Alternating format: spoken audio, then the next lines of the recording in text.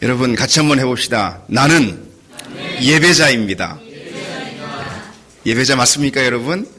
예, 오늘도 이 예배 가운데 열정적인 찬양과 또 경배를 통해서 하늘을 경험하고 주님의 임재를 누리고 또 오늘 여러분들에게 주어지는 이 말씀이 여러분들에게 사건이 되는 그런 놀라운 예배의 자리가 되길 바랍니다. 같이 또 해봅시다. 나는 제자입니다. 나는 제자입니다. 예. 흔히 말하는 영접기도 있잖아요. 영접기도나 또는 전도 집회에 능한 그런 목사들은 복음을 믿는 것을 흔히 ABC처럼 쉽다 이런 이야기를 하곤 합니다. 여기서 A는 accept, 받으라는 말인데 하나님의 값없는 선물을 받으라 그런 뜻이죠. 그리고 B는 believe, 믿으라 이것인데 예수님이 죄인들을 위해 죽으신 하나님의 아들이라는 사실을 믿으라 바로 그것이죠. 그리고 C는 confess인데 고백하라 그렇죠. 네가 죄인임을 고백하라 그것입니다. 그래서 그저 받고 믿고 고백하면은 그러면 영생이 주어진다 그렇게 말하는 것이죠. 그러나 여러분 성경을 조금만 읽어보면은 그러한 전도는 복음을 얼마나 많이 축소시키고 있는가 우리가 그것을 금방 깨달아 볼 수가 있습니다. 그것은 복음을 그저 예수를 믿는 것으로 축소하는 것인데 성경에서 복음이란 예수를 구주, 세이비어로 믿는 것보다 예수를 주, 로드로 따르는 것임을 더 많이 가르치고 있기 때문입니다. 그 단적인 증거는 초대교회 당시 복음 안에 들어온 사람들을 일컬어서 믿는 자라고 표현하는 것이 아니라 제자라고 표현하고 있는 그 단어가 훨씬 더 성경에 많이 보이기 때문인 것입니다. 제자란 예수를 따르는 사람들이다 이런 뜻입니다. 제자란 예수를 따르는 사람이다 그것입니다. 오늘 가장 흔하게 불리는 우리에 대한 호칭이 무엇입니까? 여러분 세상에서 그리스도인 이렇게 우리를 부르고 있지 않습니까? 그런데 이 그리스도인이라는 용어는 복음의 헬라 지역으로 넘어가면서 다른 종교와 구분하기 위해서 불려지기 시작했습니다. 그러다가 4세기가 넘어가면서 기독교가 로마 제국에서 공인되면서부터 제자라는 용어를 급속히 대체했다는 것이죠. 그리스도인이라는 용어가 제자라는 용어를 급속히 대체했습니다. 그러나 그처럼 그리스도인이라는 용어가 제자라는 용어를 급속히 대체하면서 생긴 부정적인 많은 측면들이 드러나기 시작했다는 것이죠. 바로 그리스도인이라는 것은 그리스도를 단지 영접한 그런 사람들이라는 뜻으로 축소되기 시작했다는 것입니다. 그래서 제자라는 용어 속에 들어있는 따르는 자, 배우는 자, 헌신하는 자, 주님을 닮는 자 이런 아주 핵심적인 복음의 의미가 그만 빠져나가 버리고 말았다는 것입니다. 오늘날 많은 교회들이 그런 문제를 심각하게 드러내고 있지 않습니까, 여러분? 그리고 그것은 또 다른 문제로 여러 가지 파생돼서 이어지고 있다는 것이죠. 예를 들어서 성도를 예수를 믿는 자로 규정했을 때 교회는 그저 수치로 측정될 수 있는 것에만 집중하게 되는 그런 잘못을 범하게 된다는 것입니다. 그렇게 되면은 성도를 예수를 따르는 자로 규정할 때 우리가 반드시 고려해야만 하는 제자도, 훈련, 거룩한 인격, 온전한 헌신, 그처럼 수치로 계산되지 않은 기독교의 핵심적인 그런 가치들에 대해서는 종종 외면하게 된다는 것입니다. 목회자들의 실수 역시 마찬가지죠. 성도를 믿는 자로 생각할 때요, 목회자는 그저 수량으로 계산되는 것, 얼마나 많이 모였어? 얼마나 커 교회가? 이렇게 수치로 계산되는 것에만 집중하게 된다는 것입니다. 그렇게 되면은 따르는 자를 길러내는 그런 목회에는 관심을 두지 않게 된다는 것이죠. 그러면은 교회 가운데는 수많은 무리들만 남게 되고 헌신된 제자들은 희귀한 사람들이 되고 마는 것입니다. 주님이 집중하셨던 사역, 주님이 우리에게 명령하셨던 말씀과는 전혀 거리가 먼 그런 목회 또는 그런 교회가 되고 만다는 것이죠. 따라서 저는 모든 성도, 다시 강조하면 모든 성도를 온전한 제자로 길러내는데 그런 목회에 전념하고자 늘 다짐하는 것입니다. 그러한 목회 통한 목회적인 그런 열매가 당장 수치로 계산되지 않는다 하더라도 저는 계속해서 인내를 갖고 꾸준히 그런 제자도가 신앙의 핵심으로 서는 그런 목회, 그리고 거룩한 인격과 온전한 헌신을 신앙의 내용으로 삼게 하는 그런 목회, 그리고 교회의 외연이 아닌 내면이 살찌게 하는 그런 목회, 그것에 전념할 그런 다짐을 늘 하고 있습니다. 그런 점에서 여러분들은 아마도 우리 교회에 등록한 우리 성도들 여러분들은 아마도 이전에 신앙생활하던 그런 자리와 비교하자면 벌써 많은 수준의 차이를 여러분들이 경험했다, 저는 감히 이렇게 생각을 합니다. 100m 달리기로 보자면은 여러분은 이전에 하던 그런 신앙의 자리에서 계속 머물러 있는 사람들과는 달리 훨씬 더 많은 그런 거리의 차이를 냈다, 이렇게 저는 단언하고 싶습니다. 그 중국 속담에 물이 무엇인지 알고 싶다면 물고기에게 물을 묻지 말아라, 이런 말이 있습니다. 그러니까 있는 그 자리에 있을 때는 그 환경이 어떤지 잘 모른다는 것입니다. 환경이 바뀌니까 알게 되는 거 아니겠습니까, 여러분? 큰 교회에 무리로 속해 있을 때에는 자칫 잘못하면은 예수를 믿는 것으로 만족하는 그야말로 그저 그런 무리로 남게 될 때가 있다는 것이죠. 자칫 잘못하면은 그저 예수를 믿는 것으로 영접하는 것으로 만족하는 그런 무리로 남게 된다는 것입니다. 그리고 자신이 그렇게 신앙생활 하는지조차도 알지 못하는 것입니다. 더 깊은 신앙의 자리, 주님께서 우리에게 명령하시는 더 놀라운 신앙의 자리가 있다는 사실조차도 깨닫지 못하는 것이죠. 그런데 여러분 어떻습니까? 이처럼 여러분 개척교회의 환경, 특히 제자됨을 강조하는 그런 교회에 참여하다 보니까 여러분 어떻습니까? 이전에 우리 허약했던 그런 신앙의 모습들이 여러분 발견이 되지 않습니까? 예전에 우리가 얼마나 부족했는가, 얼마나 온전하게 주님 앞에 서지 못했는가, 이런 것들이 여러분 깨달아지지 않습니까? 여러분 개척교회에 참여하다 보니까 주님의 몸된 교회에 대한 사랑과 헌신의 강도가 훨씬 더 커지지 않겠습니까? 그렇지 않습니까, 여러분? 특히나 훈련된 공동체, 제자되어 제자 삼는 교회를 그런 목적으로 하고 있는 우리 교회이기 때문에 이전과는 비교도 할 수 없을 정도로 여러분 그런 신앙의 열심을 갖고 있다는 것이죠. 그렇게 스스로 인정이 안 되십니까? 다 겸손해가지고. 제가 볼 땐 그렇습니다. 여러분 모두가 이전과는 비교할 수 없을 정도로 그런 신앙의 열심들을 지금 갖게 됐다, 그것이죠. 사랑과 교제, 섬김과 헌신, 기도와 예배, 훈련과 전도, 이런 신앙의 핵심같이 여러분 훨씬 더 집중하고 더 많이 붙들게 됐다는 것이죠. 이전에 무슨 전도 축제, 새생명 축제 이런 거 할 때 여러분들 이 정도 이렇게 마음을 쏟고 그랬습니까? 눈물 뿌리며 기도하고 금식하며 기도하고 또 예배당에 나와서 또 기도하고 이런 노력들을 여러분들이 이 정도로 애쓰며 구했냐, 그것이죠. 그러나 이제 환경이 달라졌습니다. 제자되어 제자 삼는 그런 우리의 교회 공동체의 목표를 여러분들이 분명히 붙드는 그런 개척교회 현장에 참여하다 보니 환경이 달라지다 보니까 여러분들이 그런 열심을 내게 됐다, 이것이죠. 우리는 여러분 감사해야 하는 것입니다. 개척교회에 나온 것을 감사해야 하는 것입니다. 개척교회를 우리에게 주셨으니 하나님이 우리가 우리 신앙의 진보를 이루고 믿음의 진보를 경험하고 더 열심을 내고 우리 주님께 사랑받는 사람이 됐다는 것입니다. 여러분 그렇게 믿으십니까? 그래서 같이 한번 해봅시다. 개척교회에 참여하게 하신 것을 감사합니다. 감사하십니까? 신학자 오스 기니스는 예수 그리스도의 제자를 가리켜서 이렇게 말했습니다. 다른 북소리에 맞춰 행진하는 자다. 주님의 제자를 다른 북소리에 맞춰 행진하는 자다. 이게 무슨 말이냐? 지금은 이 통신으로 전투를 지휘합니다. 이 통신 기구로 전투를 지휘합니다.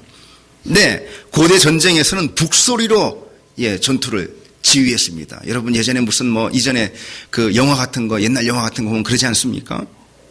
적진을 향해 돌격을 하는 것도, 일시 후퇴를 하는 것도, 그리고 특별한 어떤 전술들을 이행하는 것들도 다 미리 짜놓은 그런 북소리에 맞춰서 진행을 했다는 것이죠. 그런데 아군의 북소리를 미처 익히지 못해가지고 적군의 북소리에 맞춰서 진행을 한다면 어떻게 되겠습니까?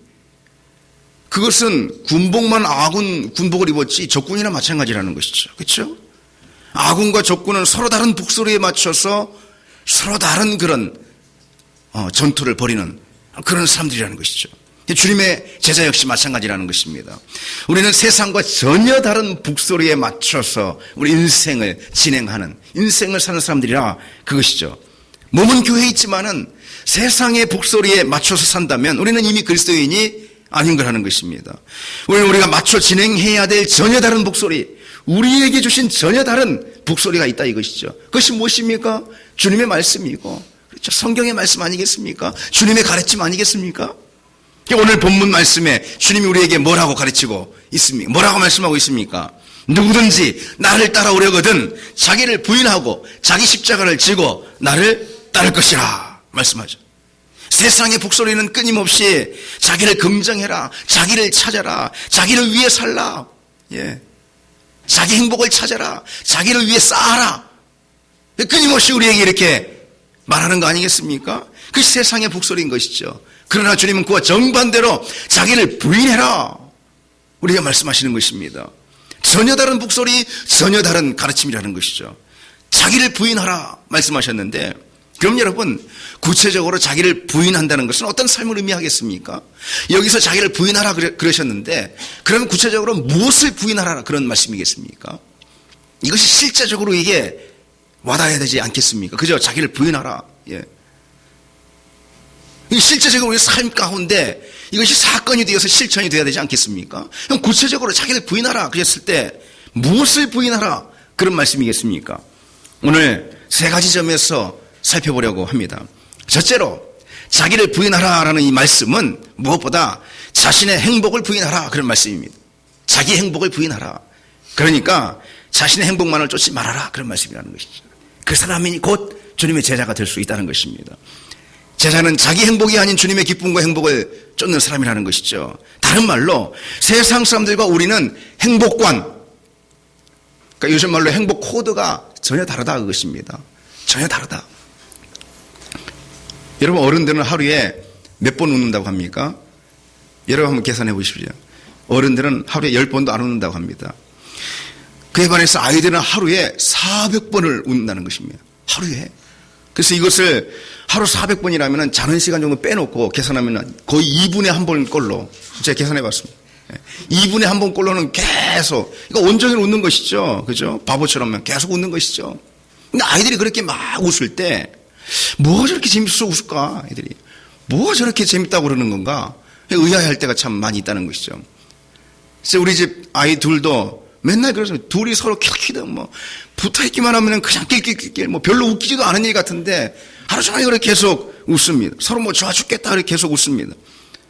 어른들이야 무슨 주일날, 일요일날 그 개콘이라도 봐야지 한두 번 웃는데 뭐가 저렇게 좋은 일인가? 그죠? 뭐가 저렇게 재밌는가? 그게 무슨 웃을 일인가? 그게 무슨 웃을 일인가? 그런 생각이 드는 것이죠. 그제 저희 교회 두 분 권사님이, 명성제일교회 두 분 권사님 이렇게 여러분 보시다시피 강단이 좀 새로운 것이 들어와 있지 않습니까? 꽃꽂이를 해주셨습니다. 두 분 권사님 오셔서 이제 여기서 꽃꽂이를 하시는, 저는 목양실 안에 있고, 근데 우리 아이들이 이제 같이 있었던 것입니다. 근데 꽃꽂이를 하시다가 한 분 권사님이 방구를 뿡 낀 것입니다. 그러니까 그거 가지고 그렇게 웃는 것입니다. 아니, 한 번 정도 웃으면 그만일 텐데, 꽃꽂이 하는 내내 1시간 내내 계속 웃는 것입니다. 아빠보다 방구 소리가 크다느니 하다니 하면서 계속해서 그거 가지고 웃는, 제가 저 안에 있으면서 민망할 정도로 계속해서 웃는 것입니다. 이게 뭐가 그렇게 웃은 일이라고 그렇게, 왜 그렇습니까? 아이들의 웃음 코드, 아이들의 행복 코드와 어른들이 다른 것입니다. 이해가 안 되는 것이죠. 근데 여러분, 여기서 행복 코드, 웃음 코드가 참 중요한 것입니다. 결혼해도요, 부부간의 행복 코드가 같아야 하는 것이죠.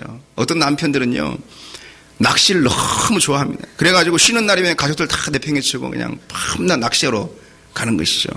정말 낚시에 미치는 사람은 그보다 더 합니다. 그래서 평일날에도 그렇게 하는 거예요. 퇴근만 하면은 곧바로 짐 싸들고 밤 낚시 한답시고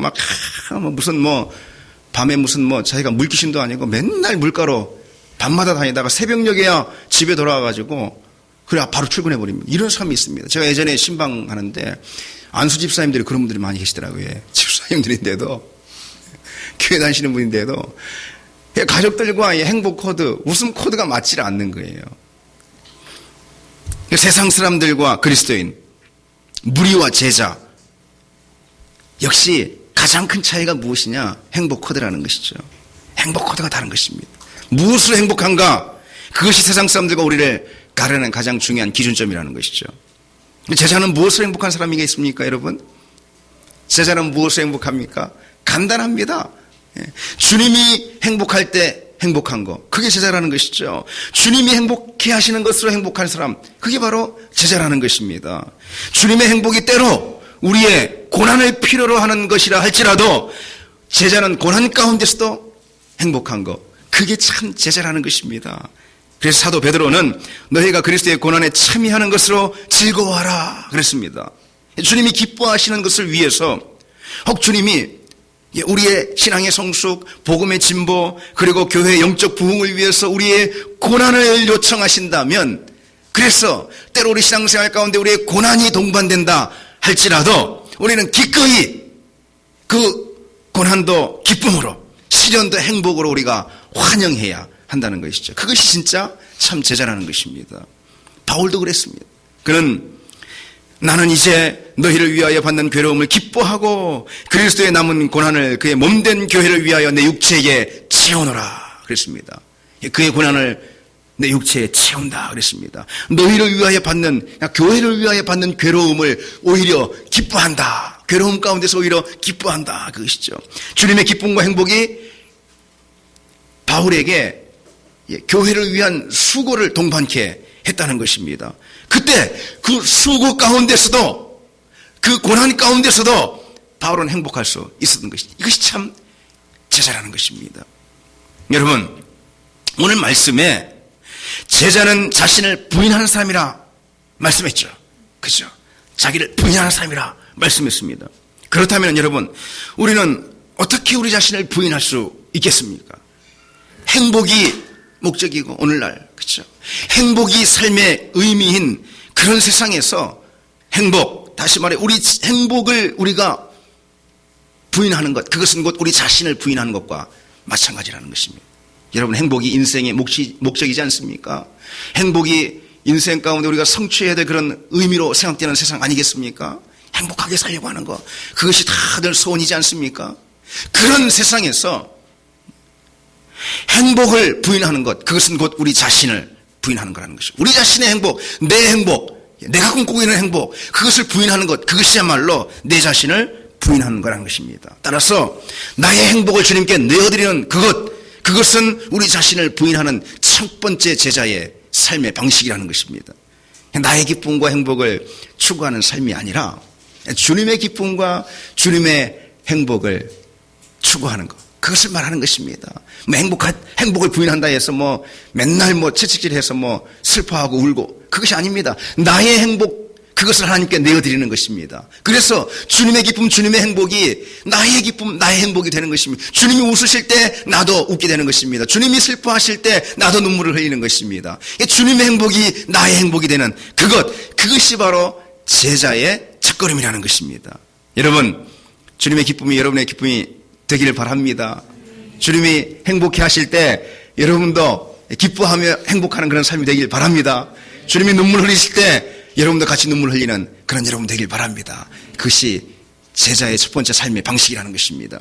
둘째로, 자기를 부인하라 말씀하셨는데, 구체적으로 이 자기를 부인하라는 말씀은 우리 삶에 연관시켜 볼 때 자기의 시간을 부인하라, 이런 말씀입니다. 자기의 시간을 부인하라. 왜 그렇습니까? 오늘날 시간은요, 우상과도 같습니다. 늘 시간을 우리가 구합니다. 하나님처럼 시간을 구해요. 그리고 시간에 쫓기며 삽니다. 그래서 에릭 프롬이라는 철학자는 이렇게 말했습니다. 현대사회에서 시간은 우리 삶을 지배하는 우상이다. 참 맞는 말입니다. 우리가 하루에 쓰는 말 중에서 가장 많이 쓰는 말 뭐겠습니까? 시간 없어. 시간 좀 있으면. 하나님보다 더 많이 사용합니다. 하나님 하는 것보다 훨씬 더 시간. 시간을 더 많이 부르고 산다는 것이죠. 시간이 하나님이 된 세상이라는 것입니다. 참 재밌는 건 필리핀 사람들이 우리나라 사람들을 향해서 이런 우스갯소리를 한다는 것입니다.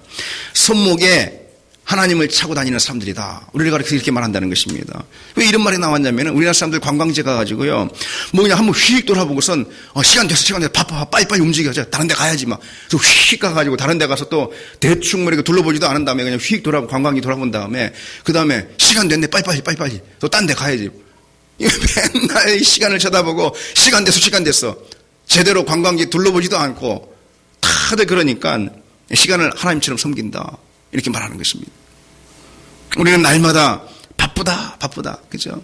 할 일이 산더미처럼 쌓였다. 보통 제가 많이 쓰는 말인데 그죠? 더 일해야 된다 더 벌어야 된다 더 벌어야 된다. 시간이 조금만 있었으면 시간을 재촉합니다. 시간을 재촉해요. 그런데 여러분 가만 생각해 보세요. 사실요 우리가 시간을 재촉하는 게 아니에요. 진짜로는요 시간이 우리 삶을 자꾸 재촉하는 거예요. 시간이 우리 삶을 재촉하는 거예요. 여러분 우리는 그처럼 우리 삶을 지배하는 시간에 대해서요 당돌하게 선언해야 하는 것입니다. 당돌하게 선언해야 되는 거예요. 우리를 계속 몰아붙이는 시간에 대해서 스톱! 예, 당돌하게 같이 한번 외쳐봅시다. 스톱! 예. 우리를 계속 몰아붙이는 시간에 대해서 그만 멈춰라. 숨 좀 돌리자. 예. 우리가 이렇게 선언을 해야 하는 것입니다. 프랑스 화가 밀레라는 사람이 있죠. 유명한 만종이라는 그림 여러분 잘 알 것입니다. 한번 보시겠습니다. 여러분 잘 아는 만종이라는 그림이죠. 해가 뉴역뉴역 지고는 기도하라는 그런 종이 울립니다. 기도하라는 종이 울리면은 그렇게 하자 농부 부부가 하던 일을 다 멈추고 들판에서 경건히 머리를 숙이고 있지 않습니까? 여러분 우리가 그처럼 우리의 바쁜 시간들을 멈춰 세울 때 비로소 하나님의 시간이 우리의 삶 가운데로 꿰뚫고 들어올 수 있는 것입니다. 여러분 우리가 우리 일상을 멈춰 세울 때 비로소 영혼의 시간, 구원의 시간, 하나님의 시간, 기적의 시간이 우리 일상을 꿰뚫고 우리 삶 가운데 파고 들어올 수 있는 것입니다. 그때 우리는 시간을 뛰어넘는 우리가 아무리 많은 시간 동안 쌓아놓을 수 있는 그 무엇도 뛰어넘는 기적을 맛보게 되는 것입니다. 하나님의 은혜를 맛보게 되는 것입니다. 시간을 멈춰 세울 때 우리를 자꾸 재촉하는 시간을 향해 스탑이라고 멈춰 세울 때 그때 우리는 돌아서서 하나님을 구하고 기도의 자리를 펴고 예배의 자리를 펼 때 예배할 시간도 없어. 기도할 시간도 없어. 하나님 만날 시간이 도무지 없어 나한테. 아니라는 것입니다. 시간을 누가 줬습니까? 하나님이 주셨잖아요. 그래서 우리는 바쁜 시간, 우리의 모든 삶을 몰아붙이는 그 바쁜 시간을 향해 멈춰 사인을 우리가 들 때 그때 비로소 우리는 하나님 우리 삶 가운데 개입하시는 하나님의 기적, 하나님의 능력, 하나님의 구원, 하나님의 은혜의 사건을 경험하게 되는 것입니다. 그렇다면은 우리가 수십 수백 년을 쌓는 그런 성취보다도 훨씬 더 놀라운 성취를 우리가 이루게 될 줄 믿습니다. 여러분 시간을 멈춰 세운다는 것은 다른 뜻이 아닌 것입니다. 우리를 위해서만 사용하는 시간을 부인하라. 나를 위해서 배치한 시간을 부인하라. 그것입니다. 모든 시간을 그저 우리를 위해서만 배치하던 그 삶을 이제 중단하라. 그것입니다. 그리고 그 시간을 주님을 위해서 하나님 나라를 위해서 복음을 위해서 재배치하라. 그것입니다. 여러분 시간을 만드신 주님 그리고 시간을 우리에게 선물하신 주님 저나 여러분들에게 얼만큼 선물하셨을까요? 70년 혹은 80년 90년 선물하셨죠. 얼마나 많은 시간입니까 여러분? 얼마나 감사합니까? 그죠? 여러분들 시간 저한테 얼마나 주시겠습니까? 각자 여러분들 시간 얼마나 한 시간이나 주겠습니까? 그죠? 시간 아까운데 하나님 여러분들에게 시간을 70년 90년을 주셨습니다 앞으로. 그죠? 얼마나 감사합니까? 그런 우리에게 시간을 놀랍게 선물로 주신 그 하나님께서 자꾸 우리에게 시간을 구걸하게 만들면 되겠습니까 여러분? 하나님께서 우리에게 시간 좀 있냐? 시간 좀 내라. 나를 위해서 시간 좀 내고 예배 좀 드려야지. 시간 좀 없냐? 기도 좀 해야지. 하나님 나라를 위해서 복음을 위해서 시간 좀 없냐? 전도 좀 해야지. 헌신을 좀 해야지. 하나님이 우리에게 시간을 주셨는데 자꾸 하나님이 우리에게 시간을 구걸하게 만들면 여러분 되겠습니까? 그렇게 못된 사람이 어디 있겠습니까, 여러분? 제일 못된 사람인 것이죠. 그죠? 여러분, 주님을 위해서 시간을 있는 대로 다 한번 써보십시오. 예. 바쁜 거 다 있어도요, 다 스톱! 멈춰 세우고, 그냥 주님을 위해서 있는 대로 여러분 시간을 다 한번 써보십시오. 여러분 젊잖아요. 젊은 사람들 시간 더 많잖아요. 그죠? 그러면은 하나님께서 분명히 더 채워주실 줄 믿습니다. 예. 더 많이 살게 한다, 굳이 그런 뜻보다도 여러분의 시간 가운데 하나님의 능력, 하나님의 기적, 하나님의 은혜가 임해서 작은 시간이지만 훨씬 더 풍성한 삶을 만들어 주신다. 큰 성취를 이루어 주신다. 그런 뜻인 것입니다. 여러분, 주님께서 너희는 먼저 그의 나라와 그의 일을 구하라. 그리하면 이 모든 것을 너희에게 더하시리라 말씀하지 않았습니까? 자기 시간을 부인하고 하나님 나라를 위해서 그 시간을 사용해 보라 이것입니다. 그러면은 하나님이 그 시간을, 하나님께 드린 시간을 잃어버린 시간으로 만들지 않는다 이것입니다. 하나님이 그런 분이겠습니까? 그 시간보다 더 많은 시간을 여러분들에게 풍족하게 넉넉하게 지어주실 줄 믿습니다. 하나님이 시간을 소유하고 계신 분 아니겠습니까? 여러분, 오늘 말씀에 제자는 자기의 삶을 부인하는 삶, 자기를 부인하는 삶이다. 그렇게 말씀하셨죠. 그죠? 다시 말씀을 보십시오. 예, 너희를 부인하고 그랬잖아요. 부인하라 그랬습니다.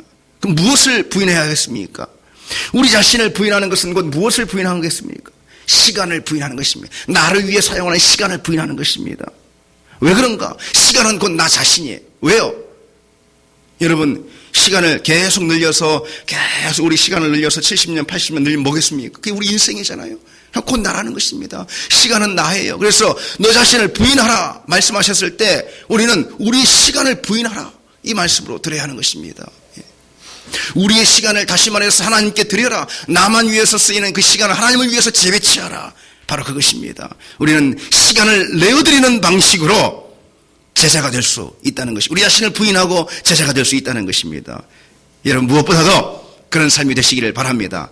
사랑의 최고의 표현은 시간을 내어주는 거다 이런 말이 있습니다. 여러분, 주님께 여러분의 사랑을 최고로 표현하는 방법 무엇입니까? 여러분의 시간을 드리는 것입니다. 그런 여러분 되시기를 바랍니다. 마지막으로 자기를 부인하라 이 말씀은 어떤 뜻인가? 우리 삶 가운데 구체적으로 적용해 볼 때 소유, 다시 말해 돈을 부인하라 그렇게 말씀을 받을 수가 있습니다. 왜 그렇습니까? 돈은 사람들에게 역시 우상과도 같은 존재이기 때문에 그렇습니다. 그래서 참 기가 막힌 경구예요. 시간은 돈이다. 예. 시간과 돈은 우리 인생에서 우상과도 같은 존재인 것입니다. 실제로 주님은 돈을 표현하실 때요, 만몬이다 이렇게 표현하셨어요. 만몬이 뭐냐면은 돈신이에요. 돈신. 주님은 돈을 표현하실 때 그냥 돈을 하나의 물질, 하나의 객관적인 그런 어떤 물질로 이렇게 보시지 않습니다. 주님은 그것을 어떤 신격화시켜서 만몬이다 이렇게 표현하셨어요. 우상, 우리가 섬기는 우상이다 이렇게 표현하셨어요. 돈은 우상, 다시 말해 신과도 같아가지고 우리 삶을 지배하고 있다는 것입니다. 그래서 예수님은 하나님에 대한 가장 강력한 경쟁자로 유일하게 하나를 꼽으셨는데 바로 돈을 꼽으셨습니다. 마태복음 6장 24절에 너희가 하나님과 재물을 겸하여 섬기지 못하리라. 하나님과 무엇을? 재물을 겸하여 섬기지 못하리라. 하나님의 강력한 유일한 경쟁자로 재물, 다시 말해 돈을 드셨습니다. 그러니 재물, 돈에 대한 철저한 자기 부인이 없을 때 우리 신앙은 늘 제자리 걸음할 수밖에 없는 것입니다. 그 사람이 10년 신앙생활을 했든 그 사람이 무슨 장로든 목사든 뭐든 직분을 받았든 소용없는 것입니다. 돈에 대한 철저한 자기 부인이 없을 때요, 신앙생활은 제자리 걸음인 것입니다. 한 걸음도 나갈 수 없습니다. 그래서 종교개혁자 루터는 이렇게 말했습니다. 세 가지 회심이 필요하다. 하나는 가슴의 회심, 정신의 회심. 둘 다 조금 헷갈리죠, 무엇인지. 그러나 이건 분명합니다. 그리고 돈지갑의 회심이다 이렇게 말했습니다. 돈지갑의 회심. 신앙생활은 무엇보다 돈지갑의 회심을 경험하지 않고서는 온전하게 시작되지 않는 법이라는 것입니다. 여러분, 오늘 말씀에 제자는 자신을 부인하는 사람이다 이렇게 말씀하지 않았습니까? 그렇다면은 다시 우리는 어떻게 우리 자신을 부인할 수 있을까요? 어떻게 해요? 돈, 물질은 바로 우리 자신이라는 것입니다. 물질은 우리 자신이에요. 그래서 그것을 거부하는 것, 그것을 부인하는 것이 우리 자신을 하는 것입니다. 리차드 포스터는 돈은 그 소유자와 너무나 밀접하게 연관되어 있기 때문에 우리는 우리 자신을 내어주는 일 없이 돈을 내어줄 수 없다고 그랬습니다. 참 맞는 표현이에요. 난 돈 없이도 살아. 그런 사람 아무도 없습니다. 아무도 없어요. 그 사람은요, 딱 하루만 돈을 안 주면은요, 돈 없으면 밥을 못 먹습니다. 그렇죠? 하루만 굶으면은, 돈이 세상에 정말 제일 필요해. 예. 금방 느끼게 된다는 것입니다. 그리고 그 말은 사실인 것입니다. 사실이에요. 돈이 우리한테 제일 필요합니다. 돈에 의해서 우리는 우리 인생의 행복도 그리고 우리 삶의 안전도 결정이 되는 거 아니겠습니까? 이건 틀림없는 사실이에요. 돈이 없으면 우리는 단 며칠도 우리 삶을 이어갈 수 없습니다. 이어갈 수 있는 사람 있습니까? 여기서? 없습니다. 예. 여러분이 먹는 밥이나 여러분이 입는 옷이나 이게 다 돈이 들어간 것입니다. 예. 물질인 것입니다.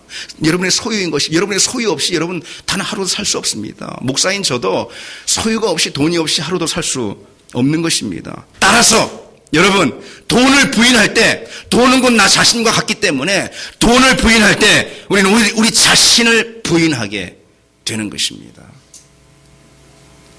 그럼 돈을 부인한다는 것은 무슨 뜻이겠습니까? 있는 돈을 다 쓰레기통에 집어 던지는 것. 그래서 무소유 정신. 누가 말했듯이 무소유 정신으로 사는 것. 그것이 돈을 부인하는 거겠습니까? 그렇지 않습니다. 자기를 위해 쓴 돈을 하나님 나라를 위해서 재배치하는 것입니다. 재사용하는 것입니다. 우리가 무엇보다 우리의 소유와 물질을 주님께 내어드리는 그런 재배치의 삶을 통해서 우리는 우리 자신을 부인하는 제자가 될 수 있다는 것입니다. 여러분, 돈을요, 아낌없이 주님을 위해서 한번 사용해 보시기 바랍니다. 사용해 보시기 바랍니다. 예. 시간을 사용하니까 다 아멘 하는데 돈을 사용하니까 아멘 안 하죠. 그죠? 예. 돈이 이렇게 무섭습니다. 예. 예. 어느 목사님의 표현대로 하나님을 위해서 지갑을 찢어라. 그래서 어느 목사님의 책 제목 이름이에요. 한번 사보십시오. 예. 하나님을 위해 지갑을 같이 한번 해봅시다. 하나님을 위해 지갑을 찢어라. 예. 지갑을 찢으라는 것은 다 내어 하나님께 드려라 이런 뜻입니다. 여러분, 그러면 우리 하나님이 더 채우실 줄 믿습니다.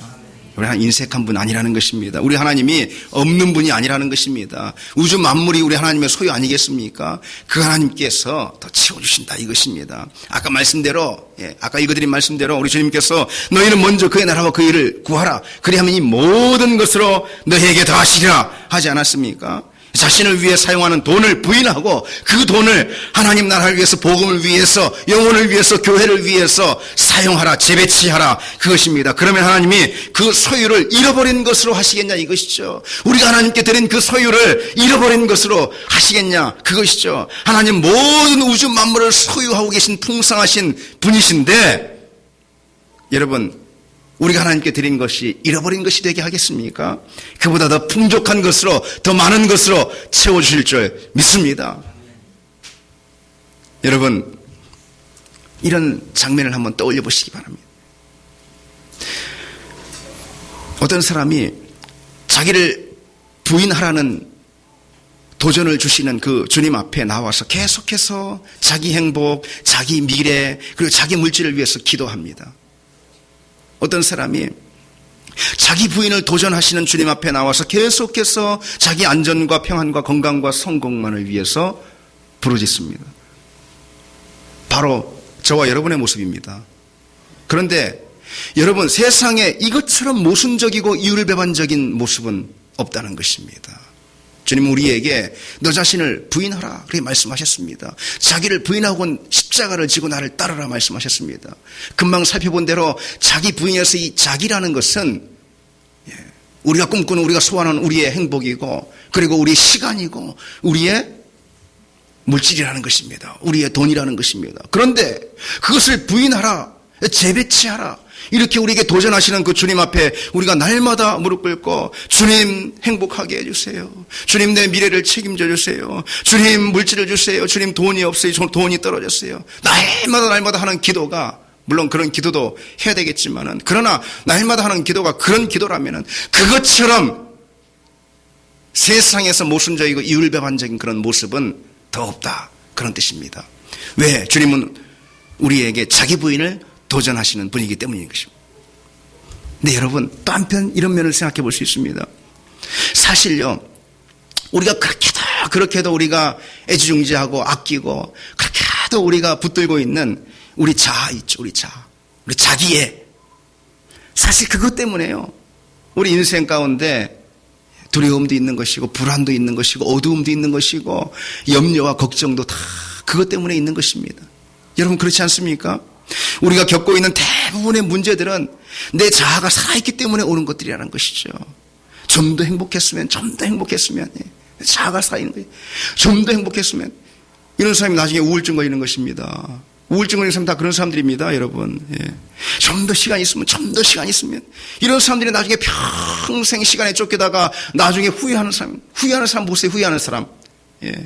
후회하는 사람은요, 맨날 좀만 시간 있으면 이런 맨날 후회하는 것입니다. 예. 돈도 마찬가지예요. 돈 조금만 더 있으면 돈만 있으면 이런 사람이 나중에 돈 사람이 되는 것입니다, 여러분. 돈 사람 모르십니까, 여러분? 돈에 미친 돈 사람이 되는 거예요. 맨 돈 조금만이에요. 세상에 돈 사람이 얼마나 많습니까?